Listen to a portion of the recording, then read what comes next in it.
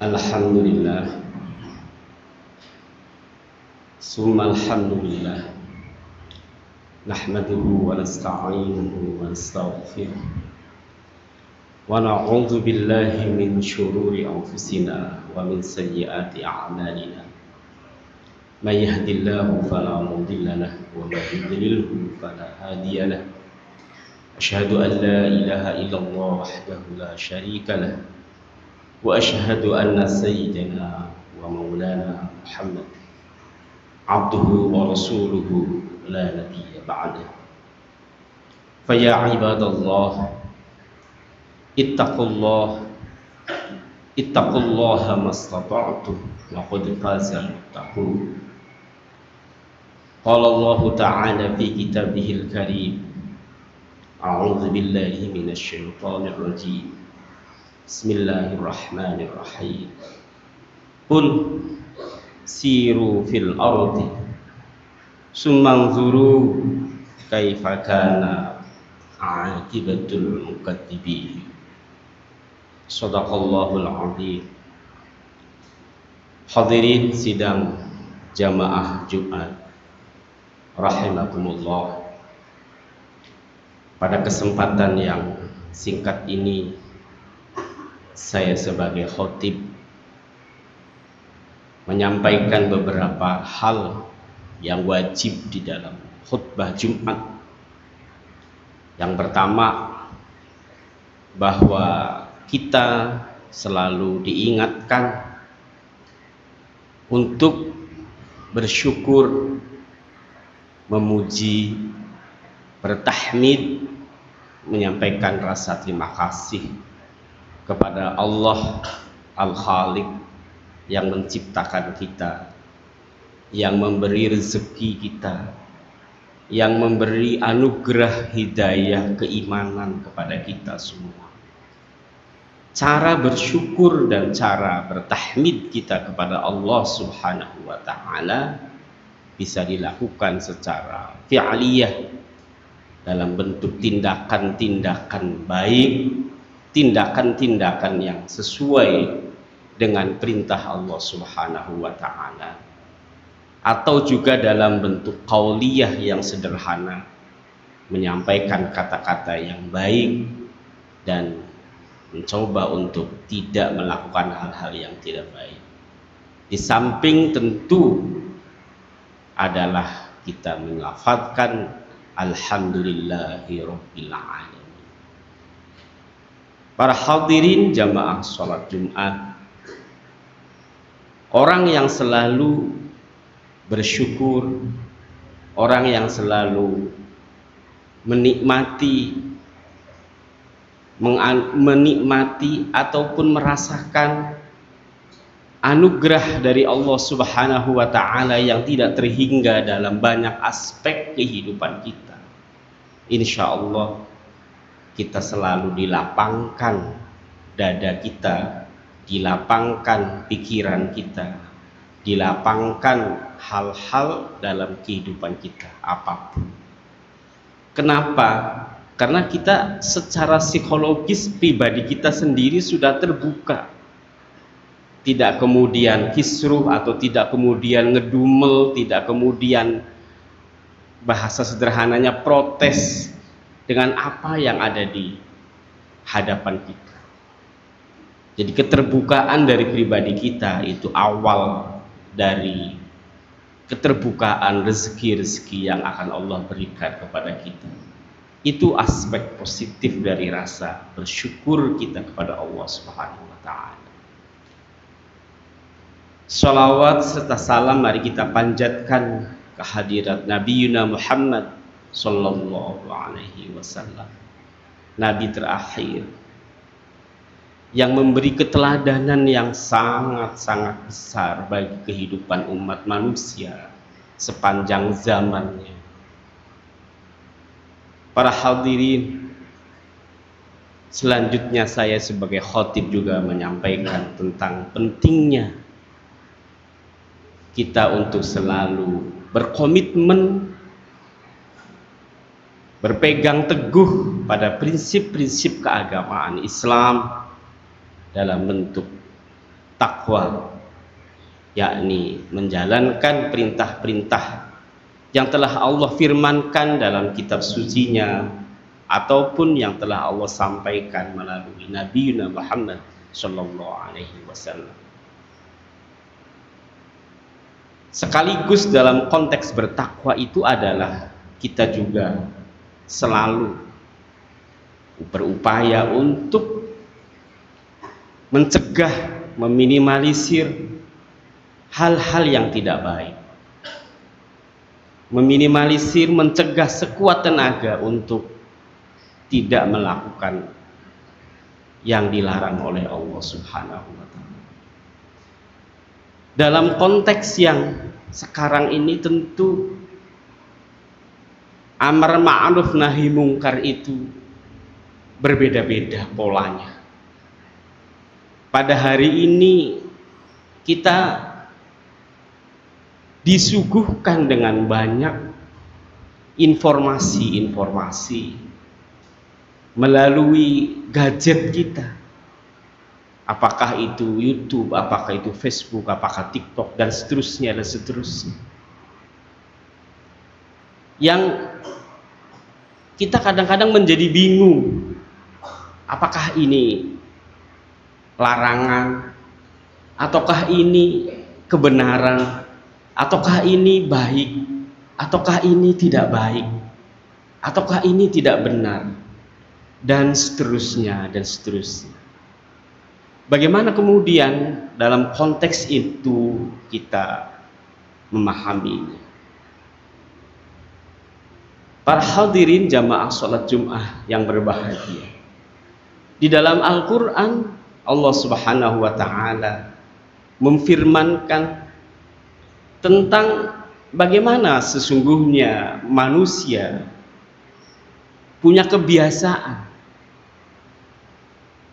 untuk menjelajahi kehidupannya di muka bumi ini.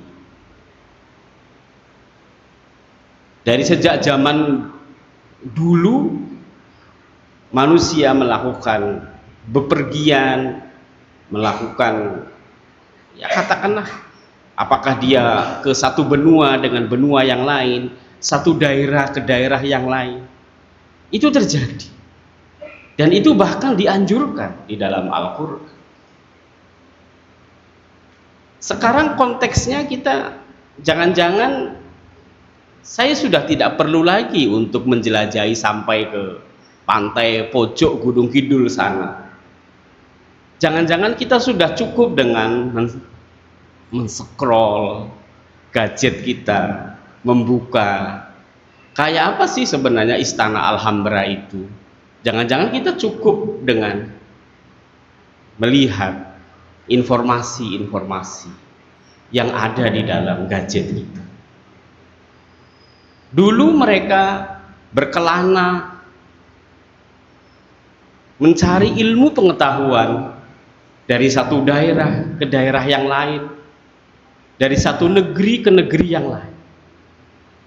Sekarang konteksnya ilmu pengetahuan juga akan hadir di kamar kita dan kita bisa mempelajari ilmu pengetahuan.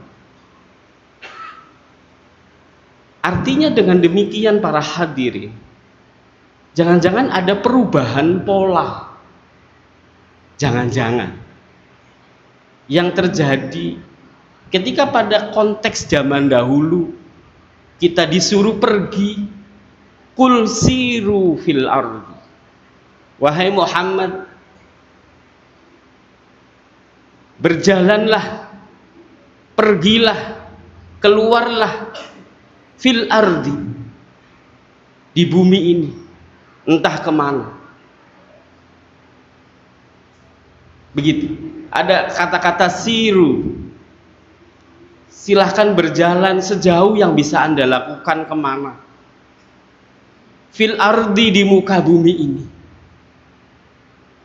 Tetapi konteksnya sekali lagi pada hari ini, kata-kata siru yang kita lakukan, kita diam di tempat, tapi otak kita, mata kita sampai kemana-mana. Hari ini ada perang di mana, kita langsung bisa Hari ini ada gempa bumi di mana kita bisa melihatnya. Itulah siru fil ardi pada hari ini. Dia diam di tempat, tetapi dia mendapatkan informasi-informasi banyak hal. Tetapi Allah Subhanahu wa ta'ala mengingatkan kepada kita bahwa seperti apapun pola perjalanan kita, seperti apapun bentuk yang kita lihat, yang kita jelajahi pada hari ini buminya. Bumi kalau zaman dulu itu bundar, hari ini buminya flat lewat gadget kita.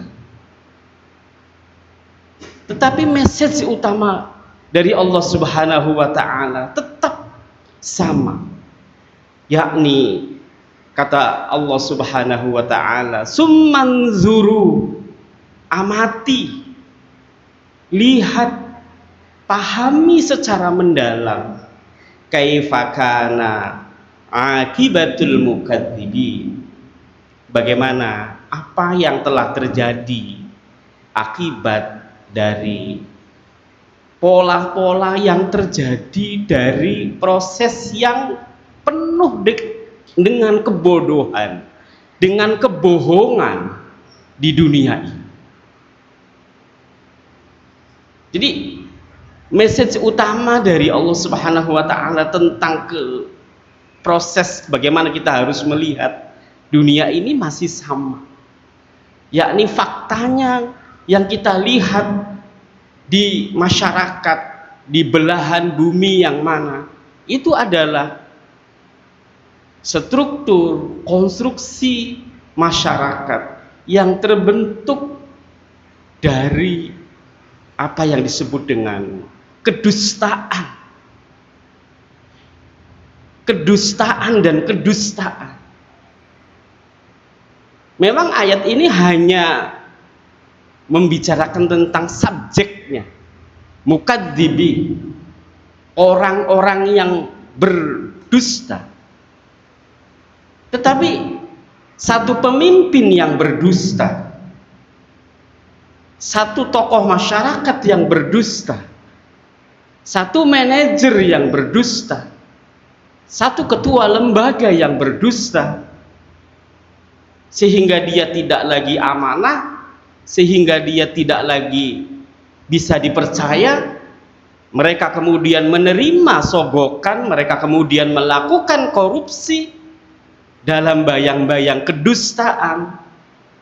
Akibatnya tidak hanya pada perilaku atau pelaku dusta, tetapi akibatnya adalah seluruh masyarakat menanggung beban, problem, penyakit akut sosial, sebagaimana kita contohkan, sebagaimana kita lihat pada hari-hari ini.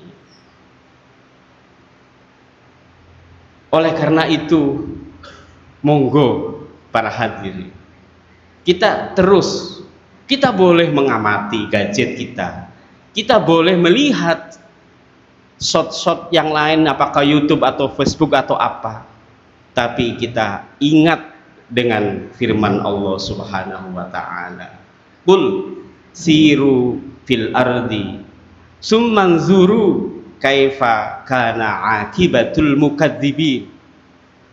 Bagaimana masyarakat yang dibangun oleh struktur kebohongan, baik itu dilakukan oleh pemimpinnya, masyarakatnya, ayahnya, ibunya, atau anaknya, akan berakibat fatal pada rancang bangun, pada sistem sosial itu, pada sistem keluarga itu, pada pribadi dari anak itu, pada pribadi dari ibu atau orang tua. Mari para hadirin kita bangun keluarga dengan kejujuran. Mari kita bangun bangsa ini dengan kejujuran, dengan amanah, dengan kebenaran, dengan as-sidq. Kalau itu kita bangun, insya Allah kesejahteraan, keamanan, kemakmuran keluarga, bangsa akan kita nikmati bersama. Sebaliknya, kalau dibangun atas prinsip-prinsip kedustaan yang kita lihat setiap hari oleh pemimpin-pemimpin kita, maka tunggulah kehancurannya. Akhiru da'wana alhamdulillahi rabbil alamin.